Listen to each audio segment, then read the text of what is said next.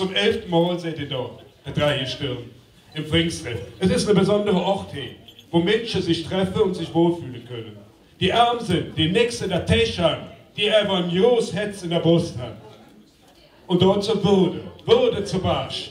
Hier sind alle Menschen Könige und Königinnen. Das ist so. Am Anfang war das schwierig. Ne? Also die ersten 2, 3 Gestirnbesuche waren so, na, was wollen die von uns? Das sind doch die Reichen, die da kommen. Ne? Denen geht doch gut. Ne? Die ist doch egal, wie es uns geht. Und ab dem 3. Mal hat sich das schlagartig geändert, wo die auf einmal merken, die 3 Gestirne sind herzlich. Das sind genauso Menschen. Die sind in einer anderen Position, aber die begegnen uns offen und frei und sind fröhlich dabei. Also das Miteinander ist da entdeckt worden und das ist jetzt sozusagen ist normal geworden. Sie sind da, auch wenn keiner hinschaut. Sie helfen ganz still und leis. Applaus ist ihnen nicht wichtig.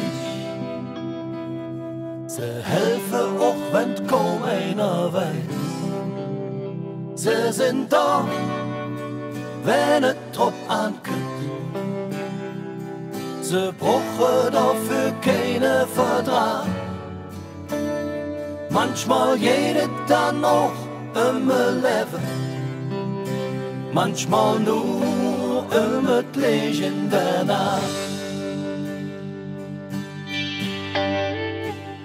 Stille Hände, die helfen, ohne zu schwaden. Sie tun jetzt, das ist alles, was zählt. Stille Hände, die helfen, ohne zu fragen. Noch Ruhm, noch Ehre, noch jetzt. Wenn man sie braucht.